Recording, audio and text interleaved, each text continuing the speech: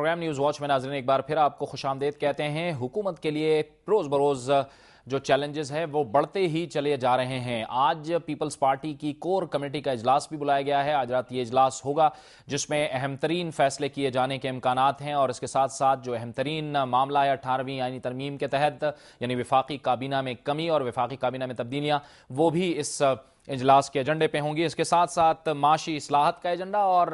بتایا گیا ہے، جو ہمارے ذرائع ہیں وہ بتاتے ہیں کہ انٹرنل سیکیورٹی کے حوالے سے اور خصوصی طور پر جو ریمنڈ ڈیوس کا معاملہ ہوا ہے اس کے نتیجے میں جو حالات پیدا ہوئے ہیں اس پر بھی تفصیل سے اس پر بات چیت کی جائے گی۔ سب سے جو اہم چیلنج ہے حکومت کے لیے وہ اس وقت ہے معاشی چیلنج۔ اب یہ فیصلہ کیا جا رہا ہے 3 سال بعد کہ جو وزراء کی فوج ظفر موج بھرتی کی گئی تھی، جو وزراء بنائے گئے تھے، اب ان میں تبدیلیاں لائی جائیں تاکہ کسی نہ کسی طور سے معاشی اصلاحات کی طرف بڑھا جائے۔ اس وقت جو اکنامک چیلنجز ہیں وہ ہر گزرنے والے دن کے ساتھ بڑھتے چلے جا رہے ہیں۔ اسٹیٹ بینک پہلے ہی کہہ چکی ہے کہ روز کے حساب سے تقریباً 2 ارب روپے حکومت ان سے قرضہ لے رہی ہے، اور اسٹیٹ بینک مسلسل نوٹ چھاپتے چلی جا رہی ہے، اور ظاہر ہے کہ یہ ایک لانگ ٹرم پلاننگ نہیں ہے بلکہ یہ ایک شارٹ ٹرم ارینجمنٹ ہے جس سے مہنگائی میں اضافہ ہوتا چلا جا رہا ہے۔ جس طرح سے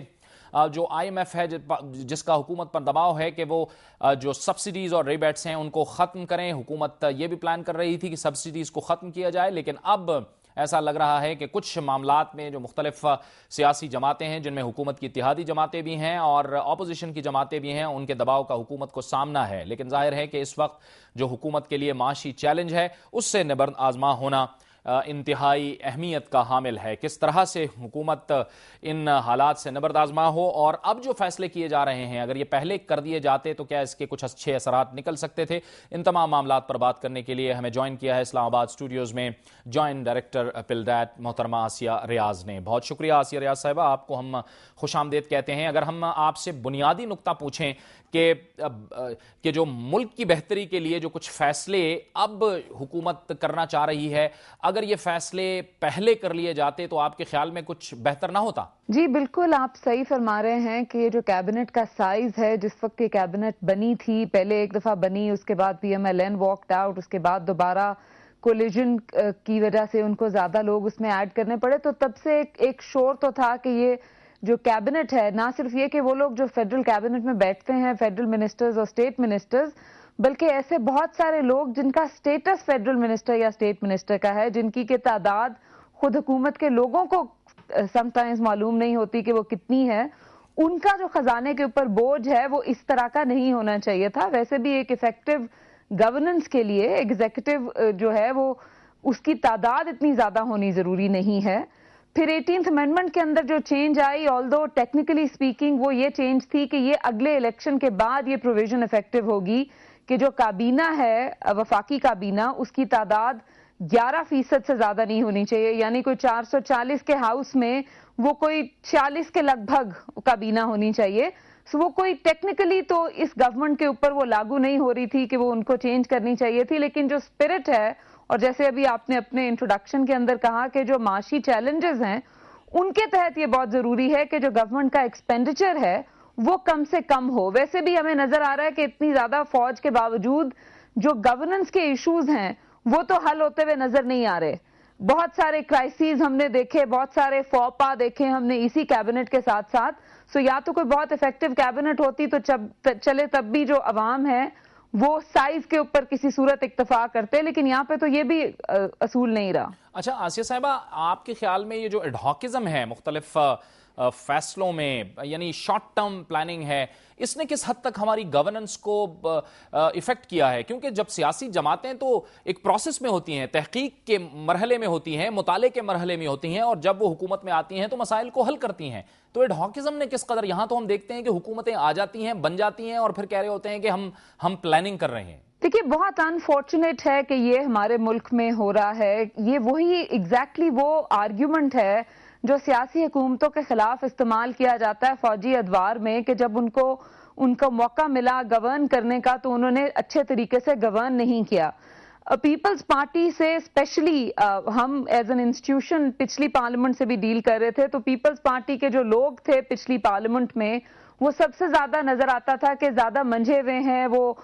پارلیمنٹ ویسٹرن پارلیمنٹیرینز ہیں۔ سم ہاؤ وہ چیز کیبنٹ کے اندر یا گورننس کے اندر نظر نہیں آ رہی. نیچرلی کچھ ان کو لیوے تو دیا جانا چاہیے کہ وہ ایک بہت عرصے کے بعد ایک حکومت کے اندر آئے. ایک یہ کہ بہت سارے ایشوز ان کو ٹرانسفر ہوئے, لیکن پھر بھی 3 سال کے عرصے کے اندر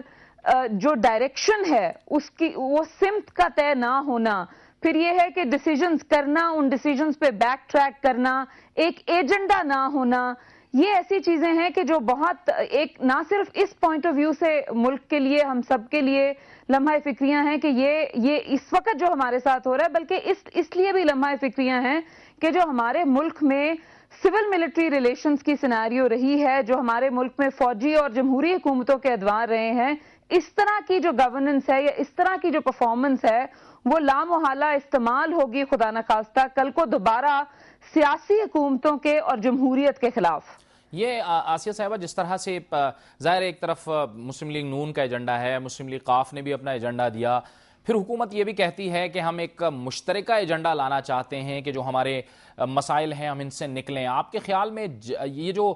اس وقت ایک جمہوری سسٹم ہے اس میں ایک حکومت کے لیے ایک مشترکہ پوائنٹ آف ویو لانا یا پھر اتفاق رائے پیدا کرنا کسی ایشو پر,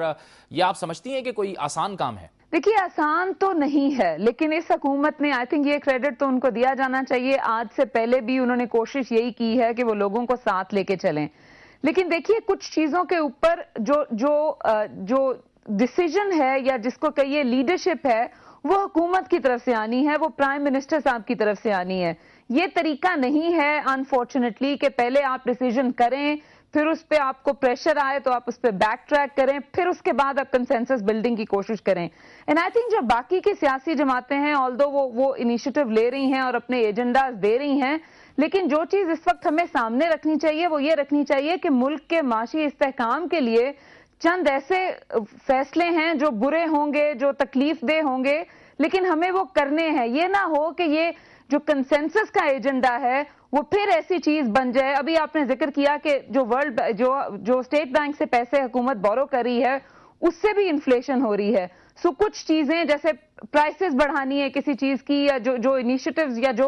جو پینفل ڈیسیجنز لینے ہیں وہ ان کے اوپر کنسنسس گورنمنٹ کو بلڈ کرنے کی ضرورت ہے. نہ صرف یہ کہ وہ صرف اس ایجنڈا کے اوپر چلے کہ جو ایجنڈا کسی اور کا ہے. ایسنشلی یہ دیکھنا ہے کہ ہمیں اس سے آگے کیسے جانا ہے. اگر یہ صرف اسی طرح کی اس وقت صورتحال رہے گی کہ جس طرح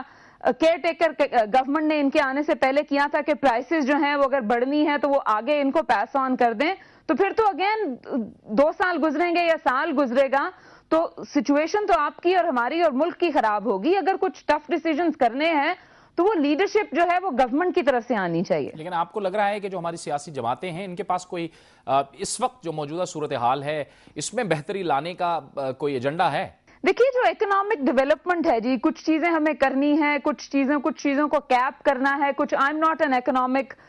میری کوئی اکنامکس کے اوپر یا فائنینشیل ایکسپرٹیز نہیں ہے, لیکن سم ٹائمز آپ کو کچھ ٹف ڈیسیجنز کرنے پڑتے ہیں. آپ کو یہ نظر آنا چاہیے کہ جو سمت ہے گروتھ کی یا جو سمت ہے یا جو بری طریقے سے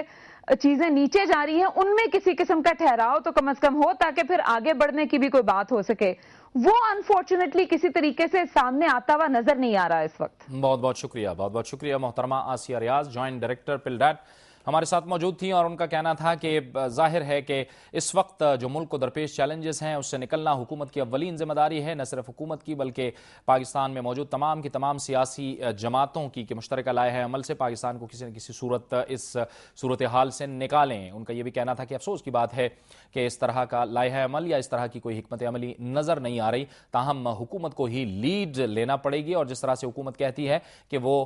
مشترکہ اتفاق رائے پیدا کرنا یا سیاسی جماعتوں کے درمیان ہم آہنگی پیدا کرنا چاہتی ہے, تو عوامی مسائل کی جانب بھی اسی توجہ کے ساتھ انہیں ظاہر ہے فوکس کرنا پڑے گا. وقت ہوا چاہتا ہے ایک بریک کا, اور بریک کے بعد ہمارے اس پروگرام کا سلسلہ جاری رہے گا.